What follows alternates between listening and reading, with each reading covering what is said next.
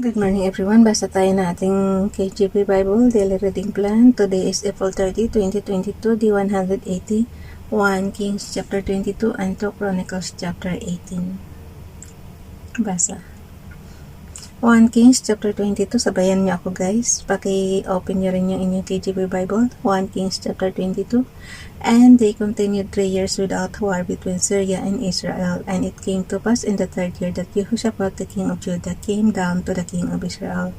And the king of Israel said unto his servants, Know ye that Ramoth in Gilead is ours, and we be still, and take it not out of the hand of the king of Syria? And he said unto Jehoshaphat, Wilt thou go with me to battle to Ramoth Gilead? And Jehoshaphat said to the king of Israel, I am as thou art, my people as thy people, my horses as thy horses. And Jehoshaphat said unto the king of Israel, Inquire, I pray thee, of the word of the Lord today. Then the king of Israel gathered the prophets together, about 400 men, and said unto them, Shall I go against Ramoth Gilead to battle, or shall I forbear? And they said, Go up, for the Lord shall deliver it into the hand of the king. And Jehoshaphat said, Is there not here a prophet of the Lord besides, that we might inquire of him? And the king of Israel said unto Jehoshaphat, There is yet one, Micaiah, the son of Imlah, by whom we may inquire of the Lord, but I hate him, for he doth not prophesy good concerning me, but evil. And Jehoshaphat said, Let not the king say so. Then the king of Israel called an officer and said, Hast in Hightar Micaiah, the son of Imlah? And the king of Israel and Jehoshaphat the king of Judah sat it on his throne, having put on the robes in a void place in the entrance of the gate of Samaria, and all the prophets prophesied before them. And Zedekiah the son of Jenana made him horns of iron, and he said, Thus saith the Lord, with these shalt to push the Syrians until thou have consumed them. And all the prophets prophesied so, saying, Go up to Ramoth Gilead, and prosper, for the Lord shall deliver it into the king's hand. And the messenger that was gone to call Micaiah spake unto him, saying, Behold, now the words of the prophets declare good unto the king with one mouth. Let thy word, I pray thee, be like the word of one of them, and speak that which is good. And Micaiah said, As the Lord liveth, what the Lord saith unto me, that will I speak. So he came to the king. And the king said unto him, Micaiah, shall we go against Ramoth Gilead to battle, or shall we forbear? And he answered him, Go and prosper, for the Lord shall deliver it unto the hand of the king. And the king said unto him, How many times shall I adjure thee, that thou tell me nothing but that which is true, in the name of the Lord? And he said, I saw all Israel scattered upon the hills, as sheep that have not a shepherd. And the Lord said, These have no master, let them return every man to his house in peace.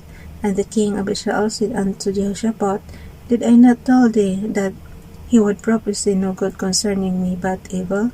And he said, Hear thou therefore the word of the Lord. I saw the Lord sitting on his throne, and all the host of heaven is standing by him on his right hand and on his left. Pakiulit yung verse 19 guys. And he said, Hear thou therefore the word of the Lord. I saw the Lord sitting on his throne, and all the host of heaven standing by him on his right hand and on his left.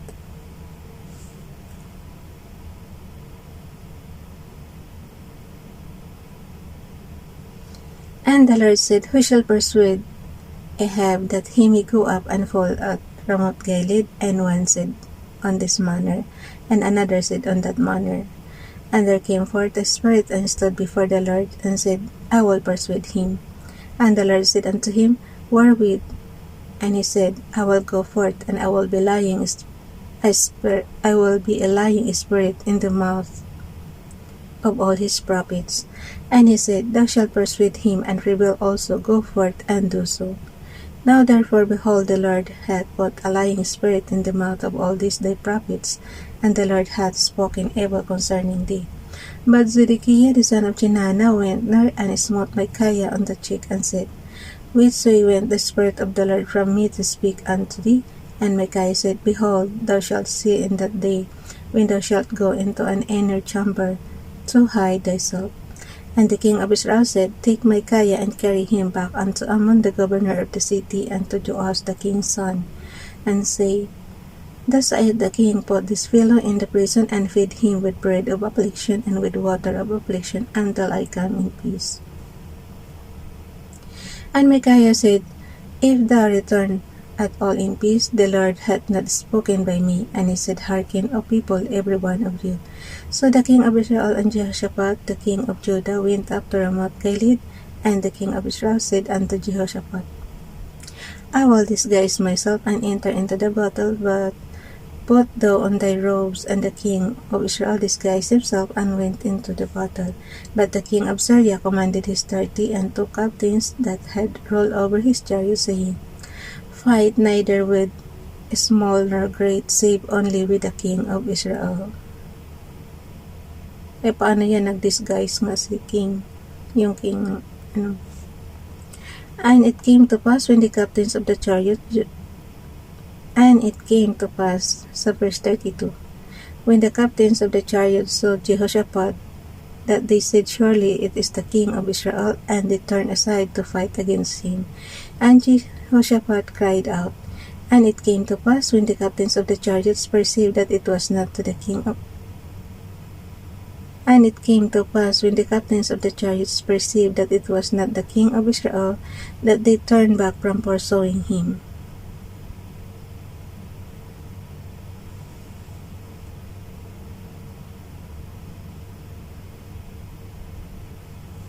Verse 34, And a certain man drew a bow at a venture, and smote the king of Israel between the joints of the harness. Wherefore he said unto the driver of his chariot, Turn thine hand, and carry me out of the host, for I am wounded. And the battle increased that day, and the king was stayed up in his chariots against the Syrians, and died, and the blood ran out of the wound into the midst of the chariot. And there went a proclamation throughout the host about the going down of the sun, saying, Every man to his city, and every man to his own country. So the king died, and was brought to Samaria, and they buried the king in Samaria. And one washed the chariot in the pool of Samaria, and the dogs licked up his blood, and they washed his armor according unto the word of the Lord, which he spake. Now the rest of the acts of Ahab, and all that he did, and the ivory house which he made, and all the cities that he built, are they not written in the book of the Chronicles of the kings of Israel?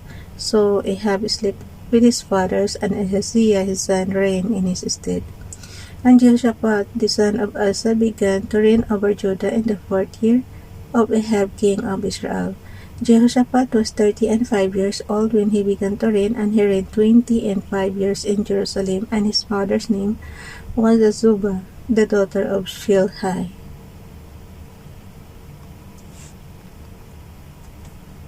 And he walked on in all the ways of Asa his father. He turned not aside from it, doing that which was right in the eyes of the Lord. Nevertheless, the high places were not taken away, for the people offered and burnt incense yet in the high places. And Jehoshaphat made peace with the king of Israel. Now the rest of the acts of Jehoshaphat and his might that he shewed, and how he warred, are they not written in the book of the Chronicles of the kings of Judah? And the remnant of the Sodomites which remained the days of his father Asa, he took out of the land. There was then no king in Edom. A deputy was King Jehoshaphat made ships of Tarshish to go to Ophir for gold, but they went not, for the ships were broken at Ezion-Geber. Then said Ahaziah the son of Ahab unto Jehoshaphat, Let my servants go with the servants in the ships. But Jehoshaphat would not. And Jehoshaphat slept with his fathers, and was buried with his fathers in the city of David his father, and Jehoram his son reigned in his stead. Ahaziah the son of Ahab began to reign over Israel in Samaria the 17th year of Jehoshaphat king of Judah, and reigned 2 years over Israel, and he did evil in the sight of the Lord, and walked in the way. Wait lang.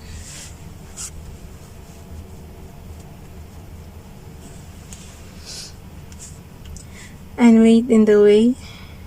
Naririnig niyo yung ingay niyo. Pasensya na kasi mainit talaga. So, binuksan ko yung fan.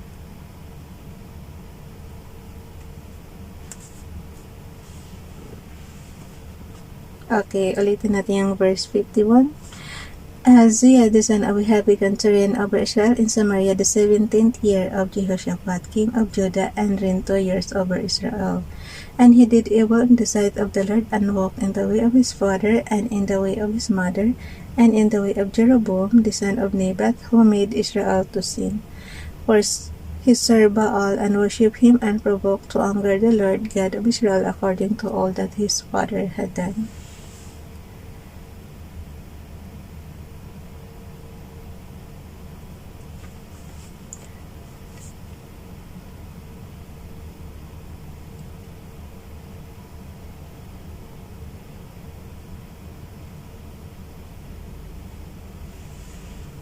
Okay, punta tayo sa 1 Chronicles chapter 18.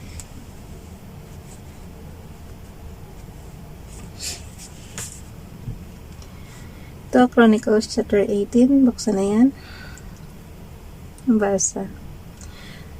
To Chronicles chapter 18, now Jehoshaphat had riches and honor in abundance and joined affinity with Ahab, and after certain years he went down to Ahab to Samaria, and Ahab culled sheep and oxen for him in abundance and for the people that he had with him, and persuaded him to go up with him to Ramoth Gilead. And Ahab king of Israel said unto Jehoshaphat king of Judah, Wilt thou go with me to Ramoth Gilead? And he answered him, I am as thou art. Pareho lang to guys, halos dun sa pinasa natin sa kanina sa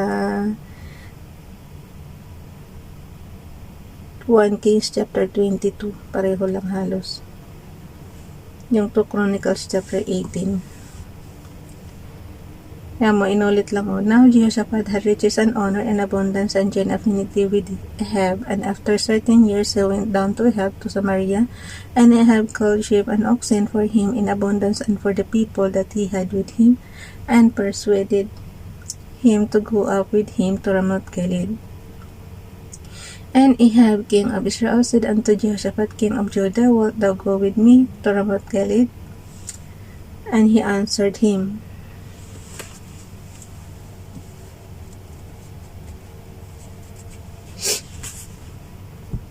sobrang init kaya tutulo na yun.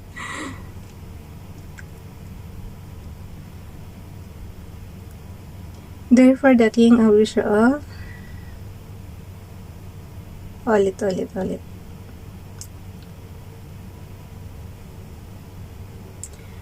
Ulitin ko yung verse 3 ha. And Ahab king of Israel said unto Jehoshaphat king of Judah, Wilt thou go with me to Ramoth Gilead? And he answered him, I am as thou art, and my people as thy people, and we will be with thee in the war. And Jehoshaphat said unto the king of Israel, Inquire, I pray thee, at the word of the Lord today. Therefore the king of Israel gathered together all the prophets together of prophets 400 men. Pareho nga lang guys. Sa 1 Kings chapter 22.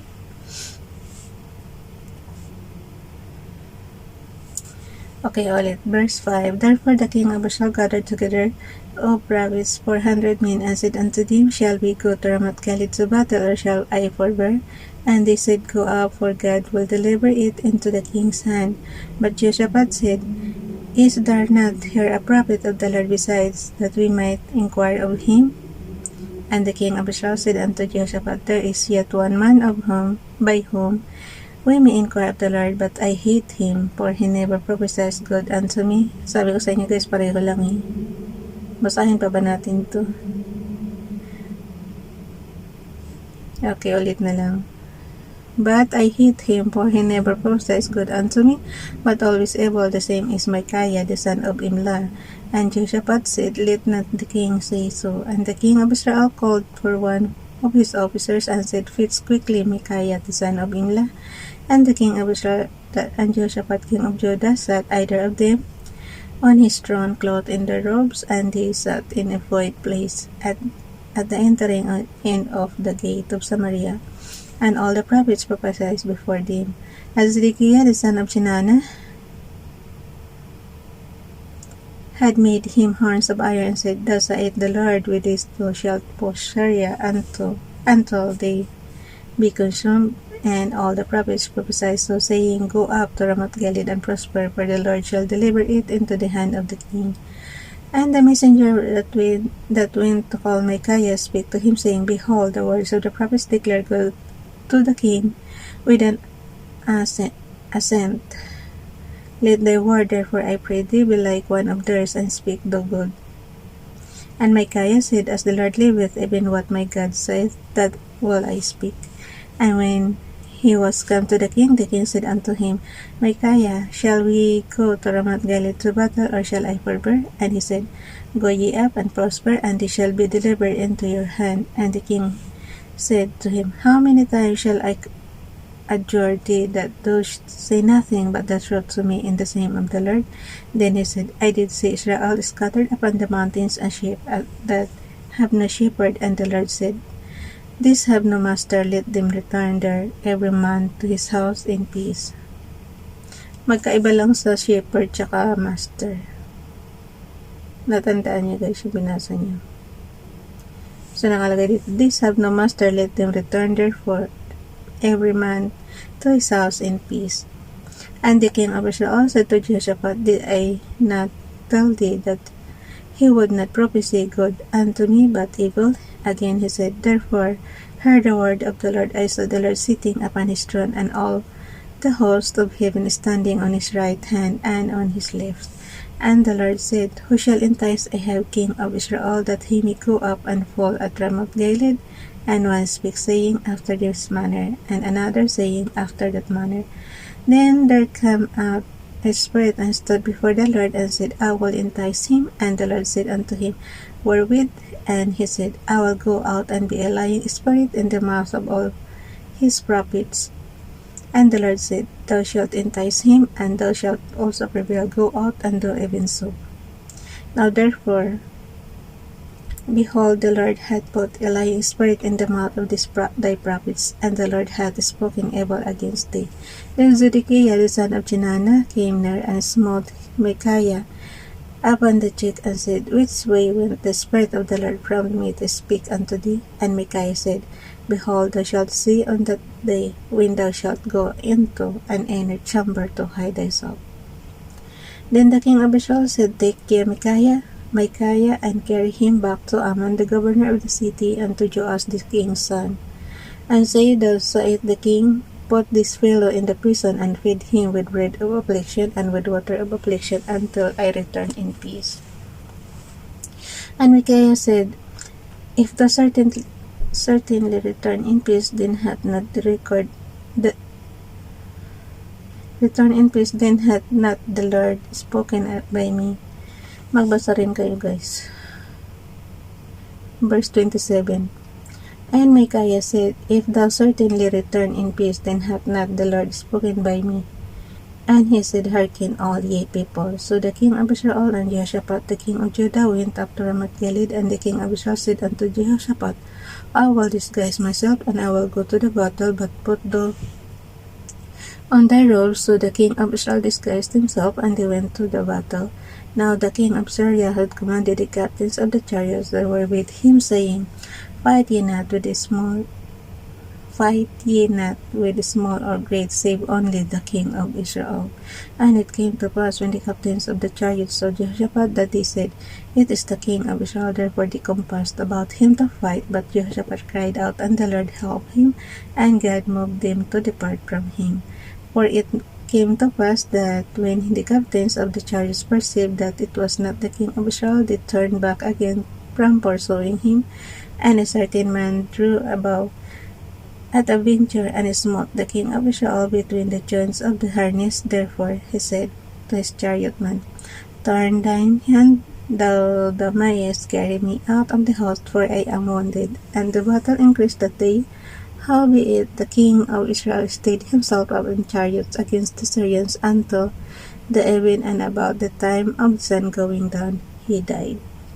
Pero mas kompleto yung unang binasa natin guys, yung 2 Kings chapter 22. Okay, bye everyone. God bless.